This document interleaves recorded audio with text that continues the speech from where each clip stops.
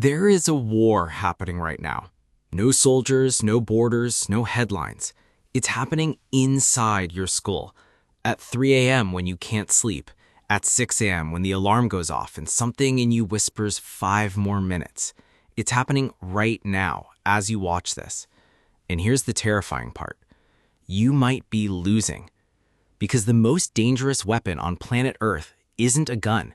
It isn't a bomb. It isn't anything you'll ever find in the hands of an army. It's sitting right between your ears. And depending on who's controlling it, you or it, that weapon will either build the life you were meant to live, or it will quietly, patiently destroy you from the inside out. So which is it going to be? Because I promise you this, by the end of the next 12 minutes, you're going to know exactly which side of that war you're standing on. Let's start with the truth nobody wants to say out loud. When life gets dark, when depression wraps its hands around your chest, when grief hollows you out, when the bottom falls out from under everything you thought was solid, there is no search engine for that. There's no app, there's no download, there's no 45-second video that fixes it. You can have a therapist, you can have a best friend who picks up the phone every single time.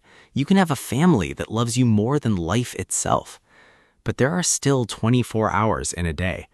And somewhere inside those 24 hours, there is a stretch of time, silent, private, unwitnessed, where it's just you and the voice in your head. And that voice, it doesn't play fair. It negotiates, it bargains, it finds the exact moment you're weakest, and it whispers the exact words that will pull you backward. It wants comfort, it wants safety, it wants the couch, the excuse, the tomorrow that never comes. Here's what nobody tells you. Your mind was never designed to make you happy. It was designed to keep you alive, and those are not the same thing. Comfort feels like survival, but comfort is where dreams go to die quietly, with the lights off, so no one has to watch. If you don't learn to run your mind will run you. And when that happens, it's not a slow decline. It's over. The war is lost before it even started. So today we're not talking about motivation. Motivation is a match. It lights fast and dies faster. We're talking about command. You are going to learn how to sit in the driver's seat of your own brain and never, ever give up the wheel again. Let me tell you about a kid who couldn't read. Not struggled with reading. Couldn't. Sat there staring at a single paragraph, and it might as well have been written in a language that didn't exist. He needed that paragraph memorized to pass a test that stood between him and the only future he ever wanted. And every single time, his brain slammed the door in his face. Most people quit right there. Most people decide in that exact moment that they simply aren't built for it. He did something different, something almost stupid in its simplicity. He wrote it out, failed, wrote it out again. Not once, not 5 times, over and over and over, long after it stopped making sense to keep trying, long after his hand cramped and his patience shattered, until one day, without fanfare, without a lightning bolt from the sky, it clicked. He didn't get smarter, he didn't get lucky, he simply refused to let the door stay shut. This is the part people skip when they tell success stories. The boring, repetitive, humiliating middle where nothing is working and quitting would be so reasonable. That's not the part before the breakthrough. That repetition is the breakthrough, happening in slow motion. Same story, different battlefield. A man who couldn't swim, who was built to sink, not float. Negative buoyancy. The water wasn't a place his body wanted to be. So what did he do?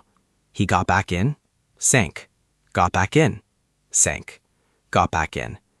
Somewhere around attempt number who knows how many, his mind stopped asking why is this happening to me and started asking how do we solve this? That shift from victim to engineer is the single most important pivot a human being can make. Because your mind is always listening to the pattern you set.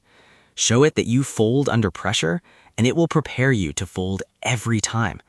But show it over and over with brutal, boring consistency that you go back in no matter what, Eventually, your mind stops fighting you and starts adapting for you. Here's something that'll sting a little, and it should. Your mind knows when you're lying to it. You can say the words, "I'm trying my hardest," 1,000 times a day, and if there's no truth underneath them, your own brain will call your bluff every single time. It knows the difference between effort that's real and effort that's performance. You cannot fool the one thing that's been with you since the day you were born. So what does real effort look like? It looks like giving yourself no exit, no escape hatch, no "if this gets too hard, I'll just..." Because the second you leave yourself a way out, some part of you starts planning to use it. Not because you're weak, because you're human, and humans conserve energy by default. That's not a flaw, that's biology. The way you override biology isn't with willpower. Willpower runs out. You override it with environment. You make the hard thing the only thing. You remove the exits. You burn the other options down to ash. Think about what normal actually means to your brain. Normal isn't good or bad. It's just whatever you repeat long enough that your mind stops questioning it. A kid raised in a home with almost nothing doesn't know he's supposed to feel deprived because that's just Tuesday. That's just life. His mind filed it under home and moved on. It's only later, looking back, that anyone assigns judgment to it. That means your mind's definition of unbearable is not fixed. It is negotiable. It is a setting you can change, not overnight, not with a slogan, but with repetition applied with brutal, unglamorous patience. 18 straight months of the hardest test on earth. Broken bones that never got the chance to heal because there was no time off on the schedule. Feet duct taped at 4 a.m. because stopping wasn't an option on the table. That doesn't happen because someone was born different. It happens because somewhere in month 1, a decision got made. This is home now. This is normal now. And the mind, which only ever wants to protect you, recalibrated its entire definition of okay around that decision. Your mind isn't your enemy. It's actually working for you the whole time. The question is whether you've told it the right target to protect. Now here's a gut punch. Sit with this one. The scariest sentence a human being can ever say isn't, "I failed." It's this. "This is probably as good as it gets for me."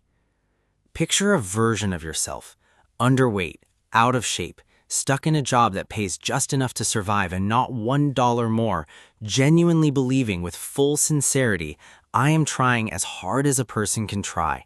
This is my ceiling." That belief isn't a lie because the person is lazy. It's a lie because almost none of us have ever been pushed hard enough, long enough to find out where our actual ceiling is. We mistake the first wall we hit for the top of the building. Years down the line, that same underweight, struggling person becomes something almost unrecognizable, not because a switch flipped, but because he found out that trying hard had been a costume the entire time. The real thing was still buried underneath, waiting. Here's the mindset shift, and I want you to actually let this land. You do not know your capacity. Nobody does until they've been obsessed enough, uncomfortable enough, and consistent enough to go looking for it. Most people will die having used maybe a fraction of what they had in the tank, not because life was unfair to them, because they made peace with the first hard they ever met and called it their max. Don't you dare do that. Not after everything you've survived, just to be sitting here right now.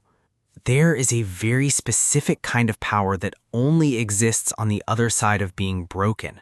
Most people will never touch it because touching it requires walking directly into the fire instead of around it. Here's the secret. When you're already at a disadvantage, hurting, exhausted, behind everyone else in the room, and you still show up, something ignites in you that healthy, comfortable people will never access. It's not magic. It's not luck. It's the raw electricity of a nervous system that has decided, against all logic, to fight anyway. Alone at an hour when the rest of the world is asleep, patching yourself back together with whatever you've got, that is not the low point of the story. That is the engine room of the story. That is where invincibility gets built, quietly, with no audience and no applause. But it only works if you frame it right. Frame it as, I'm broken, so I'm finished, and you will be finished. Frame it as, I'm broken and I'm still here, and I'm still moving, and you access a version of strength that simply does not exist for people who've never had to find it. Pain, used correctly, doesn't destroy you, it reroutes you. Anger fades in real suffering because your mind stops caring about being right and starts caring about survival. All that noisy ego, all that I'll show them, burns off in the fire. What's left underneath is quieter, heavier, truer. Some people call that rock bottom. I call it bedrock, because you cannot build a life on top of anything less solid than the truth of who you actually are when everything soft has been burned away. You don't find that truth in comfort. You find it in the exact moment you thought you couldn't take one more step, and you took it anyway. Let's end where it actually matters. A lot of people are chasing peace like it's a starting point. Like if they can just get calm enough, centered enough, comfortable enough, the suffering and striving become optional. I need to tell you something uncomfortable. That's backwards. Peace is not the doorway into a hard life well lived. Peace is the reward waiting on the other side of it. Nobody arrives at genuine, earned peace without first walking through trial, through failure, through the specific discomfort of holding themselves accountable every single day for becoming who they actually respect. Accountability is not a punishment. Accountability is suffering with a purpose attached to it. It's showing up for yourself and for the people standing next to you, especially on the days it would be so much easier not to. If you skip that road and try to manifest peace out of nothing, you might find something that feels like peace for a while, but it will be hollow. It won't hold weight when life finally tests it, and life always tests it. Real peace comes to the person who looked in the mirror, didn't love everything they saw, and did the work anyway. Not for applause, not for anyone else's approval, but because they refused to keep disappointing the one person they have to live with forever, themselves. So here's where we land. Your brain is not your enemy, and it's not your savior either. It's a weapon, neutral, powerful, waiting for direction. Every single day, you either pick it up and aim it at the life you want, or you hand the controls to comfort, to fear, to the version of normal that's kept you exactly where you are. You don't need a perfect plan today. You don't need to fix everything tonight. You just need to go back in one more time. Write the paragraph one more time. Get in the water one more time. Show up broken if that's all you've got, and let that be enough, because it is. The person watching this right now who decides in this exact second to stop negotiating with their own excuses, that person is going to look back on today as the day the war turned. Make it you. If this hits something in you, if even one sentence cracked something open, don't just sit with it. Subscribe. Hit that like button so this reaches someone else who needs to hear it today. Share it with the one person you know is fighting a war nobody else can see. And turn on notifications, because this fight doesn't end with one video, and neither should you. This is JoshWord. Your mind is listening right now. Tell it who's in control.